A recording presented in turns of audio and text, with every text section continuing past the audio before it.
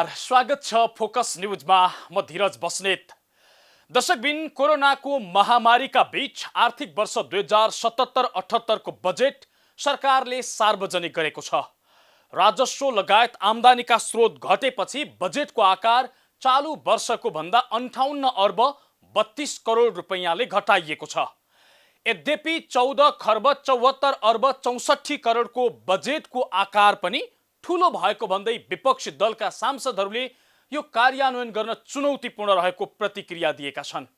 महामारीका बीच बजेट ल्याएका कारण हुन सक्छ यसपटकको बजेटमा सरकारले स्वास्थ्य क्षेत्रलाई प्राथमिकतामा राखेको छ। विकास र पूर्वाधार निर्माणलाई दोस्रो प्राथमिकतामा राखिएको छ। कृषि र रोजगारीका कार्यक्रमलाई पनि सरकारले प्राथमिकतामा पारेको छ। यसपटक सरकारी कर्मचारीको तलब यसपटक बढाइएको छैन भने महँगी 7% भन्दा बढी बढ्न नदिने अर्थमन्त्रीले बताएका छन्। वृद्ध भत्ता, अपाङ्ग भत्ता, एकल महिला भत्ता लगायतका सामाजिक सुरक्षाका कार्यक्रम अन्तर्गत दिँदै आएको भत्तालाई उही रकमसहित निरन्तरता दिइने भएको छ। कार्यक्रमको सुरुमा हामी बिहिबार सार्वजनिक भएको बजेट कुन क्षेत्रका लागि कति छुट्याइयो, केलाई प्राथमिकता दिइयो त्यो देखाउँदैछौँ। कोरोना भाइरसको महामारीका बीच आगामी आर्थिक वर्ष 2077-78 का लागि सार्वजनिक भएको बजेटको आकार चालू आर्थिक वर्षको तुलनामा घटेको छ। 58 अर्ब 32 करोडले बजेटको आकार घटाउँदै अर्थमन्त्री युवराज खतिवडाले बिहिबार 14 खर्ब 74 अर्ब 64 करोडको बजेट सार्वजनिक गरेका छन्। आगामी आर्थिक वर्षका लागि चालुतर्फ 9 खर्ब 48 अर्ब, पुँजीगततर्फ 3 खर्ब 52 अर्ब 91 करोड र वित्तीय व्यवस्थातर्फ 1 खर्ब 72 अर्ब रुपियाँको बजेट विनियोजन गरिएको छ। बजेटमा स्वास्थ्य क्षेत्रले प्राथमिकता पाएको छ। गएको वर्षको तुलनामा 22 अर्ब 91 करोडले बजेट वृद्धि गर्दै स्वास्थ्य क्षेत्रका लागि 90 अर्ब 69 करोड बजेट विनियोजन गरिएको अर्थमन्त्री युवराज खतिवडाले जानकारी दिए। कोरोना संक्रमण नियन्त्रण तथा रोकथामका लागि आवश्यक औषधि, उपकरण तथा उपचारका लागि सरकारले 6 अर्ब रुपियाँ बजेट विनियोजन गरेको उनले बताए। आगामी वर्ष काठमाडौँ उपत्यकामा 300 बेडको छुट्टै सरुवा रोग अस्पताल निर्माणका लागि पनि बजेट छुट्याइएको बताए। काठमाडौँ उपत्यका र प्रदेशको राजधानीमा थप 250 शय्याको आइसियु बेड निर्माणका साथै सबै प्रदेश राजधानीमा 50 शय्याको सरुवा रोग अस्पताल सञ्चालन गर्न बजेट छुट्याइएको अर्थमन्त्रीले बताएका छन्। आगामी वर्ष काठमाडौँ उपत्यकामा 300 शय्याको सुविधा सम्पन्न छुट्टै सरुवा रोग अस्पताल निर्माण, काठमाडौँ उपत्यका र प्रदेश राजधानीका सरकारी अस्पतालमा थप 250 शय्याका आइसियु बेड स्थापना र सबै प्रदेश राजधानीमा 50 शय्याको सरुवा रोग अस्पताल सञ्चालन गरिनेछ।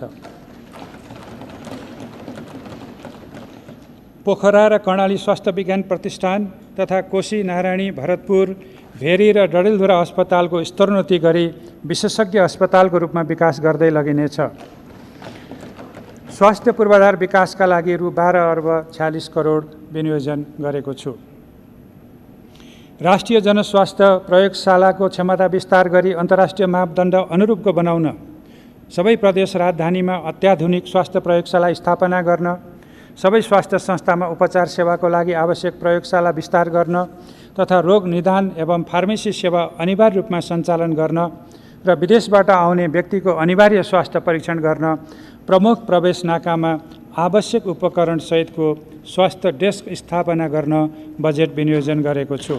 सरकारले शिक्षा, विज्ञान तथा प्रविधितर्फ 1 खर्ब 71 अर्ब 71 करोड रुपियाँ बजेट विनियोजन गरेको छ। बजेटमा आधारभूत शिक्षामा सबैको पहुँच, माध्यमिक शिक्षा निशुल्क, मदरसा र गुरुकुल शिक्षालाई प्राथमिकता दिइएको छ। बाँकी रहेका 34 जिल्लालाई पूर्ण साक्षर बनाई आउँदो वर्ष साक्षर नेपाल घोषणा गरिने कुरा पनि बजेटमा उल्लेख छ। राष्ट्रपति शैक्षिक कार्यक्रममा 6 अर्ब बजेट विनियोजन गरिएको छ। कोरोनाबाट प्रभावित पढाइलाई भर्चुअल, अनलाइन, रेडियो, टेलिभिजन कक्षा सञ्चालन गरेर अघि बढाइने भएको छ। सरकारले निशुल्क पाठ्यक्रमका लागि 2 अर्ब 76 करोड विनियोजन गरेको छ। देशभर दिवा खाजा कार्यक्रम सञ्चालन गरिने भएको छ। यसका लागि 7 अर्ब 52 करोड बजेट विनियोजन गरिएको अर्थमन्त्री खतिवडाले जानकारी दिए। माध्यमिक तहसम्म निशुल्क शिक्षा प्रदान गरिनेछ। मातृभाषा आधारभूत शिक्षा प्रदान गरिरहेका मदरसा, गुरुकुल र गुम्बा लगायतका शिक्षालयलाई आधुनिक शिक्षाको मूलधारमा आबद्ध गरिनेछ। आगामी वर्ष साक्षर हुन बाँकी 24 जिल्लामा साक्षरता कार्यक्रम अभियानको रूपमा सञ्चालन गरी साक्षर नेपाल घोषणा गरिनेछ। माध्यमिक तहदेखि नै प्राविधिक तथा व्यावसायिक शिक्षालाई जोड दिँदै सबै स्थानीय तहका न्यूनतम एक विद्यालयमा प्राविधिक धारको पठन पाठन सञ्चालन गर्ने कार्यक्रम अघि बढाएको छु। यस अन्तर्गत हालसम्म 607 स्थानीय तहमा सुरु भइसकेको यो कार्यक्रम आगामी वर्ष बाँकी सबै स्थानीय तहमा विस्तार गरिनेछ। यस्तै सरकारले भौतिक पूर्वाधार मन्त्रालय अन्तर्गत आगामी वर्षका लागि 1 खर्ब 38 अर्ब बजेट छुट्याएको छ। हरेक प्रदेशमा 2वटा राष्ट्रिय राजमार्ग पुग्ने गरी काम अगाडि बढाइने घोषणा गर्दै अर्थमन्त्री खतिवडाले पूर्व पश्चिम राजमार्गलाई डेडिकेटेड 4 लेनको विस्तारका लागि 12 अर्ब 21 करोड विनियोजन गरिएको जानकारी दिएका छन्। काठमाडौँ तराई फास्ट ट्र्याक 3 वर्षभित्र सम्पन्न गर्ने गरी 8 अर्ब 93 करोड बजेट विनियोजन गरिएको छ। मध्य पहाडी पुष्पलाल लोकमार्ग निर्माणका लागि 8 अर्ब 27 करोड बजेट विनियोजन गरिएको छ। हुलाकी राजमार्ग आगामी 3 वर्षभित्र सक्नका लागि आगामी वर्षका लागि 7 अर्ब 1 करोड बजेट विनियोजन गरिएको छ। मदन भण्डारी राजमार्गलाई 5 वर्षभित्र सक्ने गरी 3 अर्ब 7 करोड बजेट छुट्याइएको छ। सरकारले 250 पुल निर्माण गर्न, 300 भन्दा बढी निर्माणाधीन पुल सम्पन्न गर्न र 1300 स्थानीय पुल निर्माण गर्न 10 अर्ब बजेट छुट्याएको छ। सरकारले रेल मार्गहरूको निर्माणका लागि 8 अर्ब 66 करोड बजेट विनियोजन गरेको अर्थमन्त्री खतिवडाले बताए। विकासको पूर्वाधारको रूपमा रहेको सडक सञ्जाललाई विस्तार गरी सहज आवागमन, आन्तरिक आर्थिक गतिविधि विस्तार, क्षेत्रीय तथा अन्तर्राष्ट्रिय व्यापार सहजीकरण गर्न र सुविधायुक्त र सुरक्षित सडक पूर्वाधार निर्माणमा जोड दिएको छु। राष्ट्रिय तथा अन्तर्राष्ट्रिय आबद्धता बढाउन हरेक प्रदेशमा कम्तीमा 2 राष्ट्रिय राजमार्ग पुग्ने गरी सडक निर्माण अघि बढाइनेछ। रणनीतिक महत्त्वका निर्माणाधीन सडक छिटो सम्पन्न गर्ने गरी निर्माण कार्यलाई तीव्रता दिइनेछ। पूर्व पश्चिम राजमार्गलाई आगामी 3 वर्षभित्र एसियाली राजमार्ग मापदण्ड अनुरूपको डेडिकेटेड 4 लेनको सुरक्षित द्रुत सडकको रूपमा स्तरोन्नति गर्ने गरी आगामी आर्थिक वर्षमा निर्माण कार्य अघि बढाइनेछ। पूर्व पश्चिम राजमार्ग विस्तारका लागि रु 12 अर्ब 21 करोड विनियोजन गरेको छु। सरकारले आर्थिक वर्ष 2077-78 मा कृषि क्षेत्रका लागि 41 अर्ब 40 करोड रुपियाँ बजेट विनियोजन गरेको छ। चालु आर्थिक वर्ष भन्दा यो 7 अर्बले बढी हो। अर्थमन्त्री खतिवडाले प्रधानमन्त्री कृषि आधुनिकीकरण परियोजनालाई सङ्घ, प्रदेश र स्थानीय तह मार्फत परिचालन गर्ने नीति लिएको समेत बताएका छन्। यस्तै अनुदानको मल खरिदका लागि 11 अर्ब रुपियाँ बजेट विनियोजन गरिएको छ, जुन चालु आर्थिक वर्षको तुलनामा 2 अर्ब रुपियाँले बढी हो।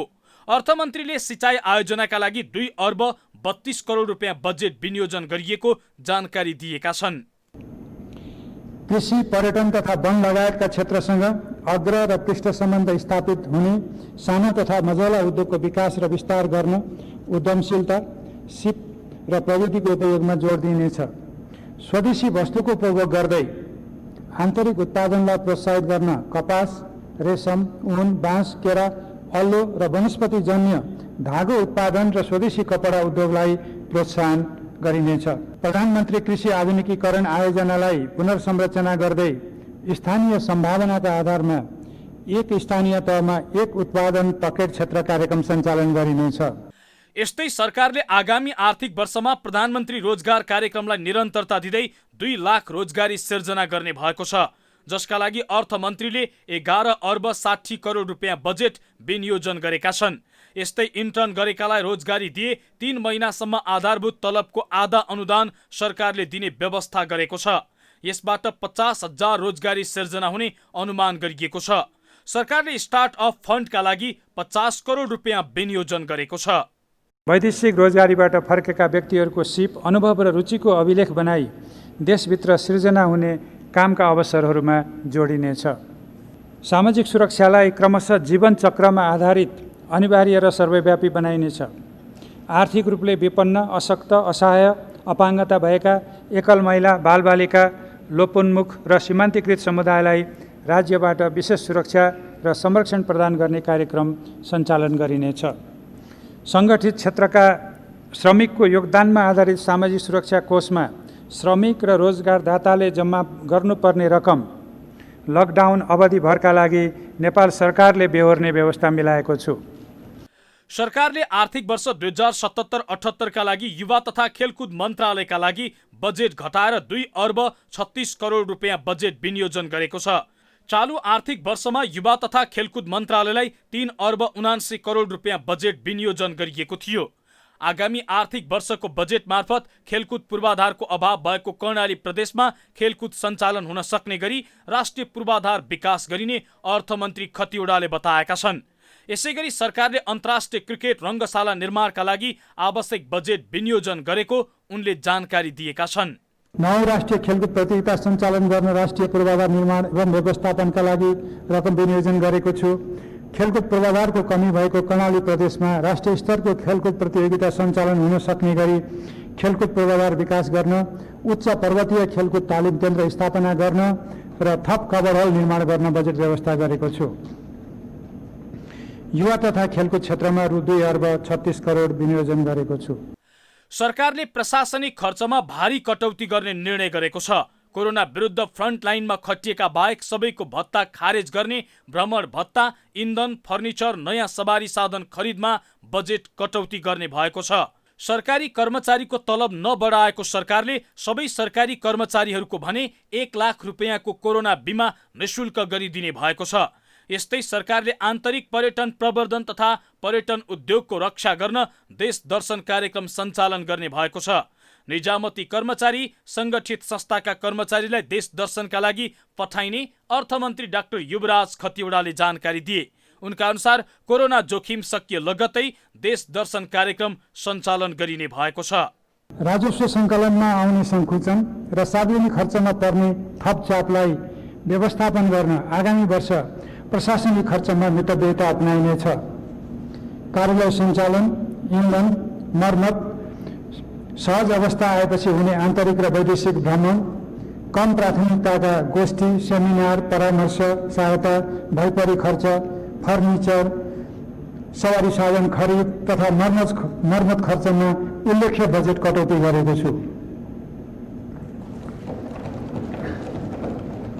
कोरोना रोगको रोकथामको सन्दर्भमा पहिलो पङ्क्तिमा रहेर काम गर्ने चिकित्सक तथा स्वास्थ्यकर्मी, सुरक्षाकर्मी लगायतका राष्ट्र सेवक बाहेक अरूलाई प्रदान हुने प्रोत्साहन भत्ता, अतिरिक्त समय भत्ता, बैठक भत्ता, खाना तथा खाजा खर्च, जोखिम भत्ता लगायतका सबै प्रकारका भत्ता 2077 साल साउन 1 गतेदेखि खारेज गरेको छु।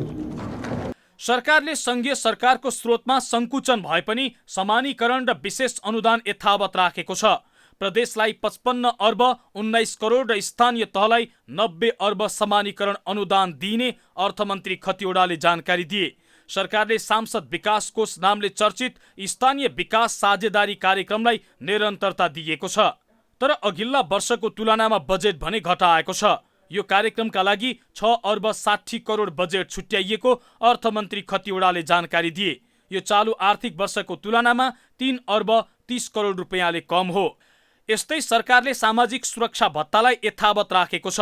वृद्ध भत्ता, अपाङ्ग, एकल महिला लगायतलाई दिँदै आएको भत्तालाई कायमै राख्ने अर्थमन्त्री युवराज खतिवडाले बताए। सरकारले आगामी आर्थिक वर्षभित्रको प्रारम्भमै मेलम्ची खानेपानी आयोजनाको आधारभूत भौतिक पूर्वाधार निर्माण सकेर काठमाडौँवासीलाई पानी वितरण गर्ने भएको छ। मेलम्चीको सो आयोजना सक्नका लागि 5 अर्ब 46 करोड रुपियाँ बजेट विनियोजन गरेको अर्थमन्त्रीले बताएका छन्। सरकारले महाकाली सिँचाइ आयोजनालाई राष्ट्रिय गौरवको आयोजनाको रूपमा अघि बढाउने भएको छ।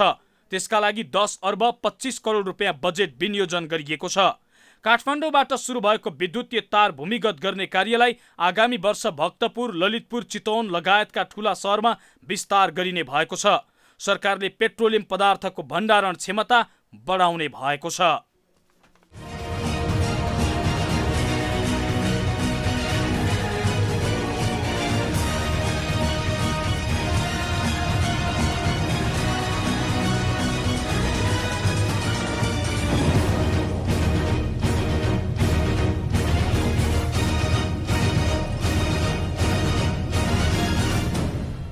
महामारीका बीच आएको बजेटलाई सत्ता पक्षका सांसदहरूले राम्रो भनेका छन् भने विपक्षी दलका नेताहरूले कार्यान्वयन गर्न नसक्ने उडन्ते बजेट भनेका छन्। अर्थविदहरूले पनि बजेट कार्यान्वयन गर्न कठिन रहेको प्रतिक्रिया दिएका छन्। उनीहरूको प्रतिक्रिया देखाउनेछौँ तर एकैछिनको विश्रामपछि।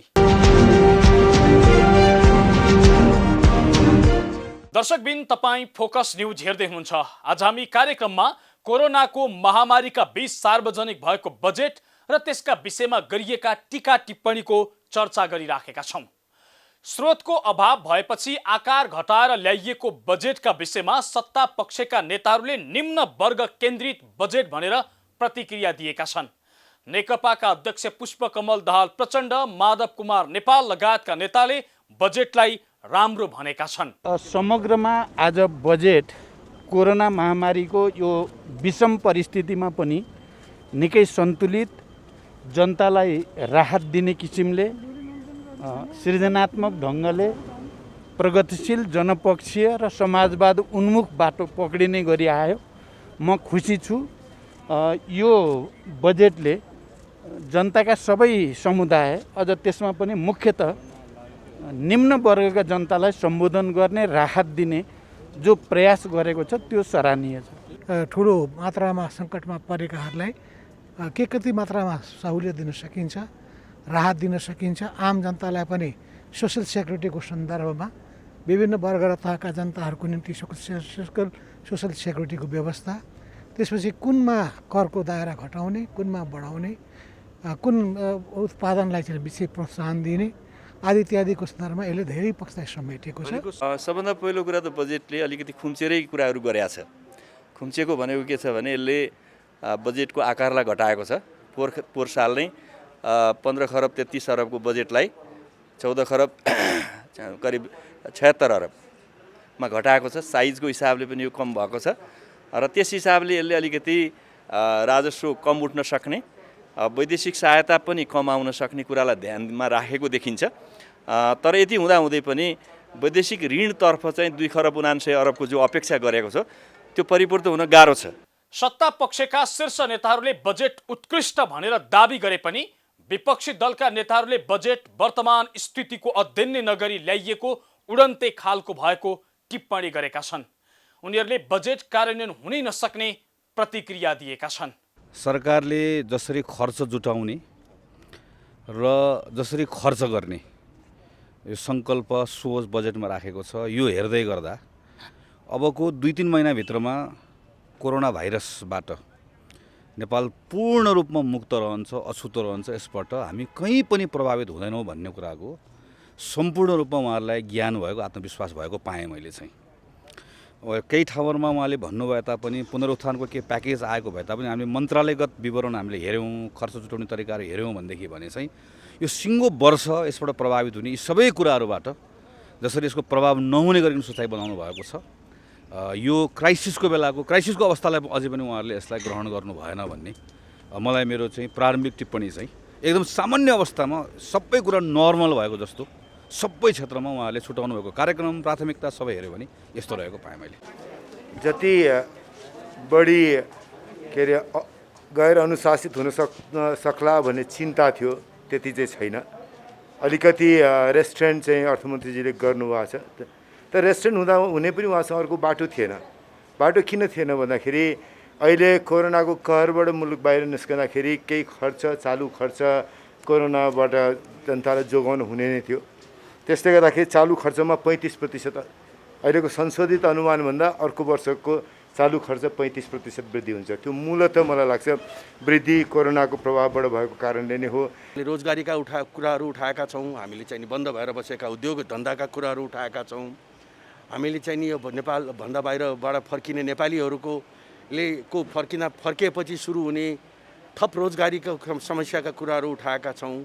अब त्यसका बारेमा ल्याएका कार्यक्रमहरूको कार्यान्वयनमा लिएर जाने निकायको भरपर्दो व्यवस्थामा अझै पनि हाम्रो प्रश्न चिन्ह खडा छ। र चाहिँ के छ भन्दाखेरि यसपालि अब कोरोनालाई सामना गर्नका लागि केही बजेट देखाएको भए तापनि त्यो चाहिँ त्यसले चाहिँ के हो भने जनशक्तिको या चाहिँ ह्युमन रिसोर्सेसको अभावलाई, इक्विपमेन्टलाई, मेडिसिनलाई र चाहिँ के छ भन्दाखेरि संरक्षणलाई त्यो अत्यन्त अपर्याप्त छ। अहिले पनि देखाएकोले पूर्ण रूपले परिचालन गर्न सक्दैन।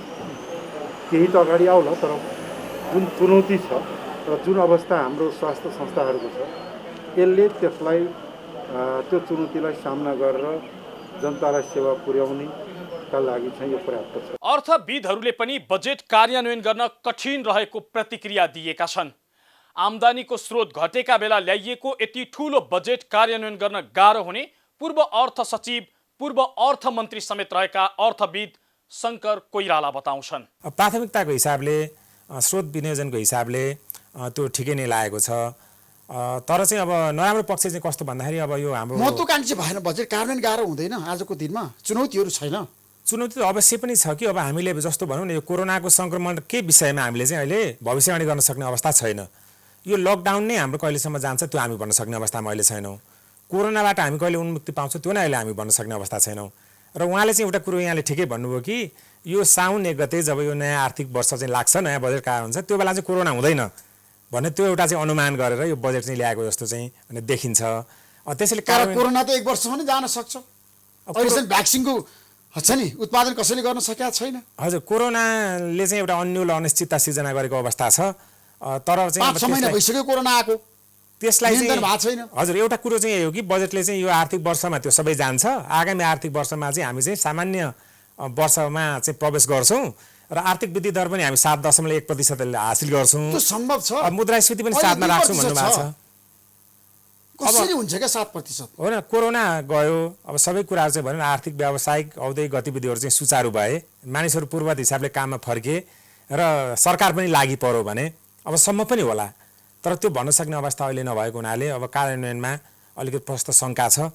जहाँसम्म चाहिँ यो महत्त्वकांक्षी बजेट हो कि होइन भनेर यहाँले भन्नुभयो, अब बजेटको रकमको हिसाबले चाहिँ धेरै महत्त्वकांक्षी लागेन। बजेट कस्तो आयो यो ठुलो कुरा होइन, बजेटको कार्यान्वयन कसरी गरिन्छ र कति रकम सही ठाउँमा खर्च भयो भन्ने कुरा चाहिँ मुख्य हो। अहिलेसम्मको इतिहास हेर्दा कुनै बजेट पूर्ण रूपमा कार्यान्वयन भएको पाइँदैन। महामारीका बेला ल्याइएको यो बजेट पनि त्यस्तै हुने हो कि भन्ने जोखिम बढेको छ। विश्वव्यापी रूपमा फैलिएको कोरोना महामारीबाट मुलुकको अर्थतन्त्र सङ्कटग्रस्त भएको परिस्थितिमा अर्थमन्त्री डाक्टर युवराज खतिवडाले बिहिबार आगामी आर्थिक वर्षको बजेट प्रस्तुत गरेका छन्। बजेट भाषणसँगै विगतका वर्षहरूमा जस्तै धेरै प्रश्नहरू फेरि पनि खडा भएका छन्। जसरी बजेटको आकार वृद्धि हुन्छ त्यसरी बजेटको कार्यान्वयन भने भएको पाइँदैन, जसले गर्दा बजेट आउँदा पनि आम सर्वसाधारणमा खासै उत्साह देखिँदैन। बजेट आएपछि विकास हुने आश भन्दा पनि महँगी बढ्ने लगभग पक्का हुन्छ। यो वर्ष त अझै कोरोनाले सताइरहेको अवस्थामा महँगी नबढ्ला भनेर भन्न सकिन्न। विगतका वर्षहरूको बजेटहरूको समीक्षा गर्दा एकातिर विकास खर्च अत्यन्तै कम हुने गरेको छ भने धेरैजसो योजना त अल्पत्र नै छन्। अघिल्ला वर्षहरूमा अर्थमन्त्रीले विभिन्न क्षेत्रका व्यक्तिहरूसँग सुझाव मागे पनि यो वर्ष भने सुझाव लिने काम समेत गरेनन्। कोरोनाको महामारीले बजेट पूर्ति गर्नै समस्या हुने आकलन अर्थविदहरूले गरे पनि अर्थमन्त्रीले त्यो पक्षलाई खासै ध्यान नै दिएनन्। 2 वर्ष कार्यकाल पूरा गरेका खतिवडाले नेपालको अर्थतन्त्रमा ठूलो सुधार ल्याउने अपेक्षा धेरैको भए पनि 2 वर्ष बितिसक्दा समेत खास नौलो परिवर्तन ल्याउन सकेनन्। यसभन्दा अगाडिका आर्थिक वर्षहरूको तथ्याङ्क केलाउने हो भने बजेट कार्यान्वयन अत्यन्तै फितलो छ। कुन वर्ष कति बजेट वृद्धि कति कार्यान्वयन? आर्थिक वर्ष 2072-73 कुल बजेट 8 खर्ब 19 अर्ब 46 करोड, बजेट वृद्धि 2 खर्ब 88 अर्ब 46 करोड, खर्च 6 खर्ब 10 अर्ब। आर्थिक वर्ष 2073-74 कुल बजेट 10 खर्ब 48 अर्ब 92 करोड, बजेट वृद्धि 4 खर्ब 47 अर्ब 92 करोड, खर्च 8 खर्ब 31 अर्ब। आर्थिक वर्ष 2074-75 कुल बजेट 12 खर्ब 78 अर्ब 79 करोड, बजेट वृद्धि 4 खर्ब 47 अर्ब 79 करोड, खर्च 10 खर्ब 84 अर्ब 68 करोड। आर्थिक वर्ष 2075-76 कुल बजेट 13 खर्ब 15 अर्ब 16 करोड, बजेट वृद्धि 2 खर्ब 30 अर्ब 48 करोड, खर्च 11 खर्ब 10 अर्ब 45 करोड। आर्थिक वर्ष 2076-77 कुल बजेट 15 खर्ब 32 अर्ब 96 करोड, बजेट वृद्धि 4 खर्ब 22 अर्ब 51 करोड, खर्च 11 खर्ब। बजेट जसरी बढ्छ विकास खर्च उसै गरी घट्दै गएको छ, जसले गर्दा बजेट विकासका योजना कार्यान्वयन गर्ने भन्दा पनि महँगी बढाउने अस्त्र बनिरहेको छ। यसपटक बजेटले पनि पुरानै छनक दिएको छ।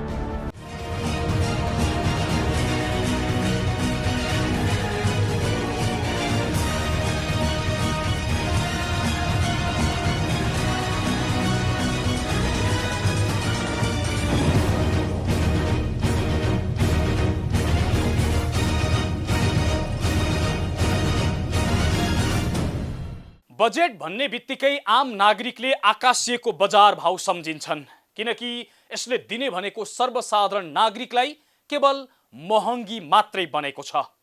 बजेट जनताको जीवनसँग जोडिने र आम नागरिकले यो मेरा लागि ल्याइएको भन्ने आवाज सायदै कुनै कुनै बेला मात्रै गर्न पाए होलान्।